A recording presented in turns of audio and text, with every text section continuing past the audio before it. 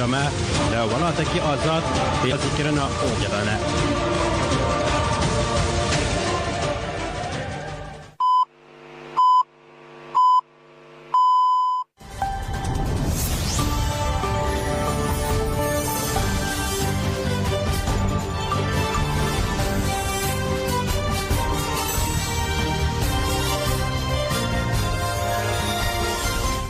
سڵاوتان لەبێ هەواڵەکانم کاتژمێرەتان پێشکەشەکەین. ناوەندی ڕاگەاندن و چاپەمەنی هەپەکە دەڵێن لە کاتژمێر 12 ڕۆژی 12 مانگە هێزەکانی ێژە سەر لە ناوچەی بەرخۆدانی گردیامێدی چالەکەیان بەچێکی قورس ئەنجامدا و گورتیان لە بنکێکی داگیرکەران وەشاندووە. هەپەکە لە ڕاگەنراوەکەیدا دەڵێ کاتژمێر 7 بەیانی و 4 ئێوارەی ڕۆژی 11 شوبات لە ناوچەی بەرخۆدانی گردی جوودی بەچێکی نیو ئۆتۆماتیکی گورس لە داگیرکەران وەشێنراوە. هەروەها کاتژمێر 12 ڕۆژی 12 شوبات لە ناوچەی بەرخۆدانی گردی ئامادی بەچێکی قورس گورس لە بنکێکی داگیرکەران وەشێنراوە. ئەم چالەکە لەلایەن گەریلاکانی ژستار و ئەنجام درراوە. هێرشەکانی دەوڵەتی تورک لە نێوان 10 بۆ 15 ئەم مانگە لە ناوچەکانی زیفکێ، کانیسارکێ، شێ، دەشتی کایفا و نەقەبە، شەهید ئامەدی گارە 6 جار، هەرێک لە ناوچەکانی شیلاتزێ، بێشیلی سەری مەتینا 6 جار، هەروەها ناوچەکانی ئاوی لۆلان، سنوونێ، شەهید شەریف گردی بەربزینە لە خواکوورێک 16 جار، لە ناوچەی شەهید ئیبراهیمی زاب 5 جار، وە گردی جوودی، گردی ئامەدی، گردی بەهار لە شەهید دەلیلی ڕۆژاوی زاب 7 جار، واتە و ناوچانە بەگشتی 40 جار بە فڕۆکی جەنگی بردومان کراوە. هەروەها لە 12 مانگە بە هەلیکۆپتەر ناوچەی گەلی لۆلانی هەرێمی خواکوورێک بردومان کراوە.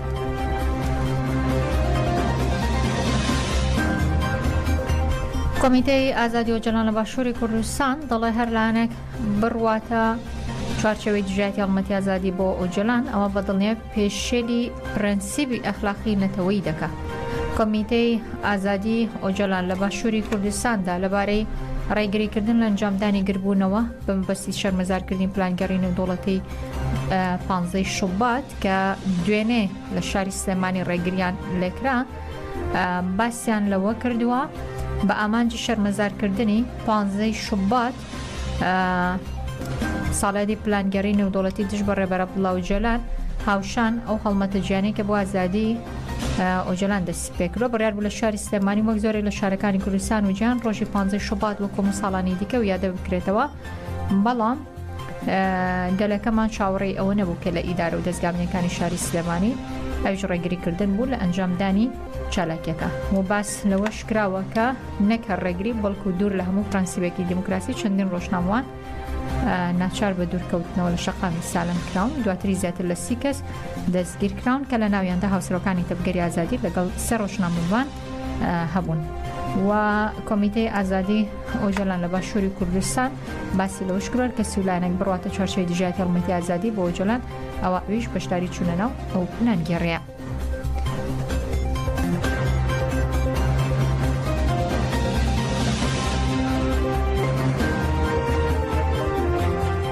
لە شنگال بە بەشداری گەلی ئیزیدی و عەرەب بازاران کەس بۆ شەرمەزارکردنی پلانگەڕین و دەوڵەتی لە دژی ڕێبەر ئۆجلان ڕێپێوانیان ئەنجامدا. شەمۆڕەمۆ ئەندامی کوردۆناسیۆنی تەبگەری ئازادی ژنانی ئیزیدی تاژێ ڕایگەیاند کە ئەم ڕێپێوانە جەماوەریە وەڵامێکی گەورەیە بۆ دوژمن. ئەم ڕۆژە وەکو ڕۆژی ڕەش پێناسە دەکەین و دەوڵەتی تورک ڕەنگە بتوانێت بەجێ سێ ڕێبەرمان زیندانی کە بەڵام ناتوانێت فکرەکەی زیندانی بکات. گەلا ئەتهاتە مەشاندن لە ڕۆژهەڵاتە ناویندا هەری بترتێن ئاسکردن ببندەستی گەلێ ئێزیدیە و گەلێ کوردە ئەم ئیرۆ دەردۆرێت 25 ساڵە لەبن تەجریدێ و ضەغتێ و تەعلیمە جەسەدی و نەفسی دەجی ئەمژی هەچی ئینسانە لێ دەرێ حادر بووی ئەم خێرهاتنە هەمواتکن ئەمت بیژن سەعەتاوە خۆش بێ زەردەشتی لە ساڵادی پلانگەڕی 15 شوبات دژی ڕێبەر ئۆجلان ژنانی بناری قەندیلی شەمەژە بۆ دەکەن بێگومان ئەمڕۆ ئیمرالی بۆتە خوێندنگەیەک بۆ گەلی کورد و گەلانی ئازادی خواست و باس لەوە شتەکەن دەوڵەتی تورک هەستا بە مەترسی کرد لەسەر دەسەڵاتی خۆیان بۆ دەسان بە پلانگەڕین و دەوڵەتی کردووە. بێگومان زلهێزان بوونە هۆکاری ئەوەی کە گەلە کۆمنتێک پێش بێخن کە ڕێبەر ئاپۆ بکەنە ناو زیندانی ئیمراڵی بەڵام بێگومان زیندانی ئیمراڵی ئەوڕۆ بۆ مەکتەبێک بۆ گەلی کورد و گەلی ئازادی خواست و هەموو خەڵکیش لە پێناو ئەو فەلسفەی و ئایدۆلۆژیای ڕێبەر ئاپۆدا بۆ بەدڵداری ئازادی و هەر کەس بۆ پێوانی ڕێبەر ئاپۆ بێگومان و دوو هەدەف و ئامانجێکی خۆی کەوت و هەدەف و ئامانجەش ئێستا دەبینی کە لە هەموو گۆڕۆپانەکاندا کار و خەبات دەشتە پێش و لە زاپ و ئاواشین و مەتینان بگرە هەتا دەرەوەی وڵات چالاکی بۆ ڕێبەر ئاپۆ بەڕێوە دەچۆ مەشی ئازادی بەڕێوە دەچیوە هەر لێرەشدا وەکو خەڵکی بناری قەندیل ئەو مەشی ئازادی بۆ ڕێبەر ئاپۆ سڵاو و پیرۆز دەکەم و ئازادی بۆ ڕێبەر ئاپۆ و چارەسەری سیاسی بۆ پرسی کوت وەکو گەلی بناری قەندیل سڵاو دەکەین و هیوادارین سەرکەون و سەرکەوتنیش بێگومان مافی ئێمەیە و حقی خۆمانە کە ئەو ئازادیش ئێمە بەدەستی بینی چارەسەری بۆ گەلی کورد بێگومان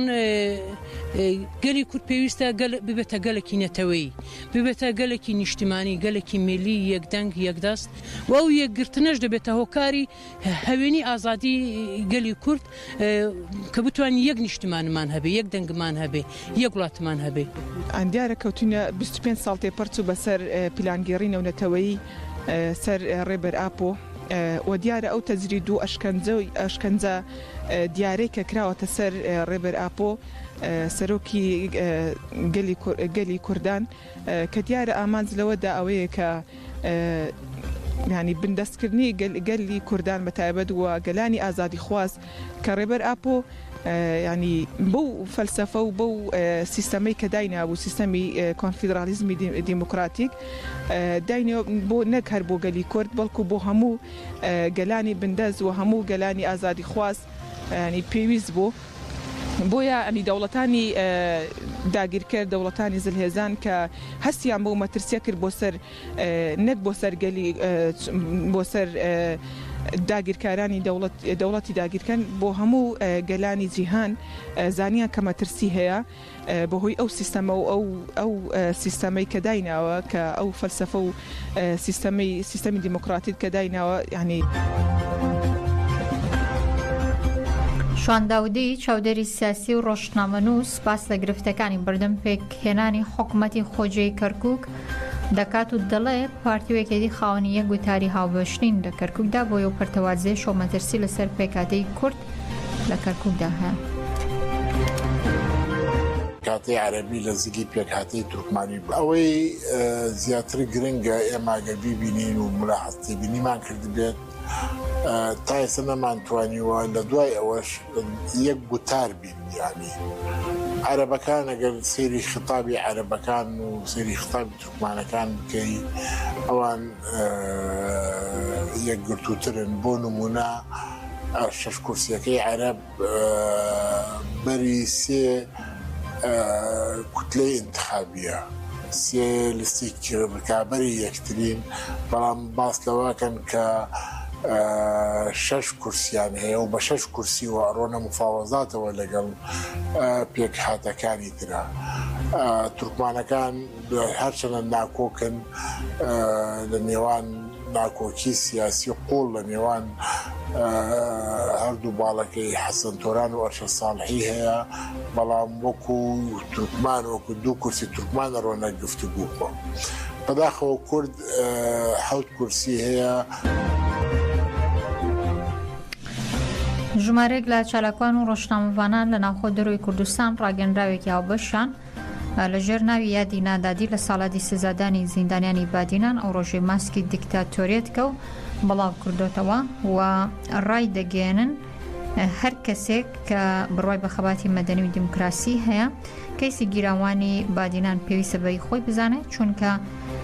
پرسێکی گشتی وەکوی پرۆسەی دەستگیرکردن و شوازی لێکۆڵین و هەڵس و کەوت و دادگاییکردن لەلایەن دەستگای ئەمنی حکمی دادوەریەکانی هەولێر دەرخەری نادادێکی قوڵ و خەترێکی مێژووی و بێویژدانێکی لە ڕادەبەدەرە.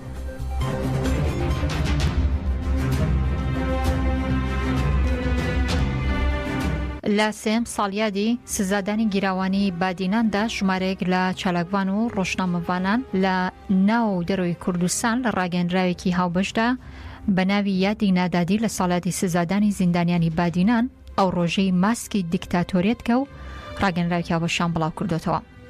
لە ڕاگەنراوەکەدا ئەو چالاکوان و ڕۆژنامەوانانە دەڵێن پێش 3 ساڵەوە بە بڕیاری مەسرور بەرزانی دادگایەکی کارتۆنی بڕیاری 6 ساڵ سزای زیندانی بەسەر 5 لە زیندانیانی بادیناندا سەپان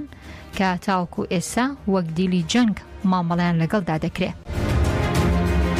ڕاشی دەگەێنن هەرچی یاسا و پرەنسیبێکی مافی مرۆڤەیە بەرامبەریان پێشێل دەکرێت. ئەو چالاکوان و ڕۆژنامەوانانە هەر لە درێژە ڕاگەندراوەکەدا ئاماژەیان بەوە کردووە ئەیاس، هاریوان، مەلاشڤان ئازاد بوون و بڕیارە ئەمڕۆژ تاوەکو سبەی گوهدار زێباری ئازاد بکرێت. بەڵام شێروان شێروانی بە 2 ساڵی دیکە سزادرا و بەردەوام فشار و سیناڕۆی نوێی بۆ دادەتاشرێ. بۆیە ئەرکی هەموو لایەکە کە بڕوای بە خەباتی مەدەنی و دیموکراسی هەیە ئەم کەیسە بەهی خۆی بزانێت چونکە پرسێکی گشتیە. باسیشان لەوە کردووە کۆی پرۆسەی دەستگیرکردن و شێوازی لێکۆڵینەوە هەڵس و کەوت و دادگاییکردنیان لەلایەن دەستگای ئەمنی و حکمی و دادوەریەکانی هەولێر دەرخەری نادادیەکی قوڵ و خەدرێکی مێژویی و بێویژدانەیەکی لە ڕادە بەدەرە. لە کۆتای ڕاگەنراوەکەدا ئاماژیان بە هاشتاگی سزادانی چالاکوانانی بادینان سیاسیە بەڵێ بۆ ئازادکردنیان کردووە.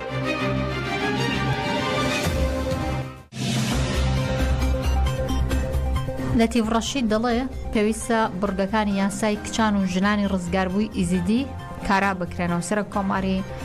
عێراق لەتیڤ ڕەشید لەبارەی گەڕانەوەی ئاوارەکان بۆ زێدی خوان و داخستنی کەمپەکان و هەروە کاراکردنی یاسای کچان و ژنانی ڕزگاربووی ئیزیدی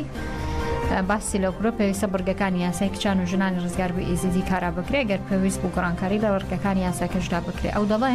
پێویستە کۆتای بە دۆسی ئاوارەکان بێنرێ و کار بکرێ بۆ گەڕانەوە بۆ زێدی خوان دەبێت کەمپەکاندا بخرە. ئەو لە کاتێکدا کە ڕۆژێکی 3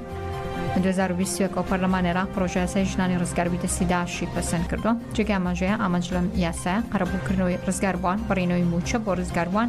پێدانی زەوی بە ژنانی ڕزگاربووی دابینکردنی ژیانێکی ئاسوودە بۆ ژنانی ڕزگاربوو پێشکەشکردنی خزمەتگوزاری تەندروستی بە ڕزگاربووان ئاوادانکردنەوەی ژێرخانی ناوچەکانی ژنانی ڕزگاربوو تێکەڵکردنەوەی ژنانی ڕزگاربوو منداڵەکانی بە کۆمەلگا بۆ چارەسەرکردنی دۆخی یاسای منداڵانی ژنە ڕزگاربووەکانە.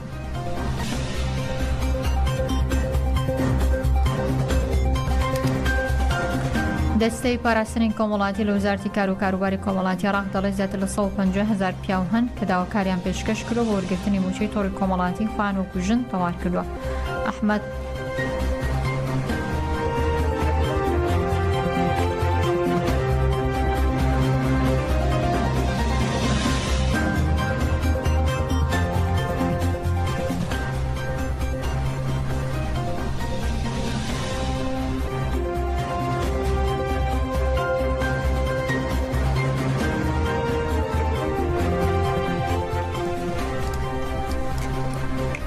هەر شاد بن.